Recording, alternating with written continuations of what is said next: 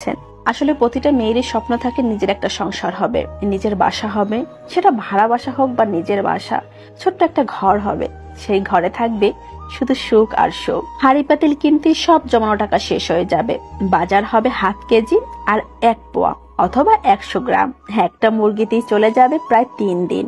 ছুটির দিনে দেশ বিদেশ যাওয়া হবে না, কিন্তু বাসার পাশের কলেজ মাঠে প্রতি বিকেলে না 1 প্লেট ফুচকা দুজন মিলে ঠিক খেলে চলবে।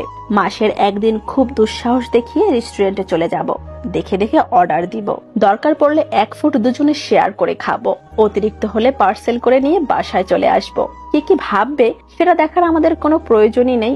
আমাদের তবুও না ছোট্ট একটা সংসার হবে, তোমার আমার দেখা সেই ছোট্ট একটা বাউই পাখির সংসার। আসলে বিয়ের আগে আমরা দুই স্বামী স্ত্রী ঠিক এমন ভাবেই কথোপকথন করতাম। আমাদের বিয়েটা হয়েছে আসলে রিলেশন করে। আমার স্বামী আমাকে খুব ভালোবাসতো, সময় দিত, খেয়াল রাখতো। সে জব করতো ভালো একটা কোম্পানিতে, ভালো একটা ইনকামও ছিল, সংসারটা আমাদের খুবই ভালো চলছিল। অবশেষে একটা সময়ের পর আমাদের কোলজোরে আসলো নতুন একটা বাবু, নতুন একটা সদস্য। তাকে ঘিরেই আমাদের সময়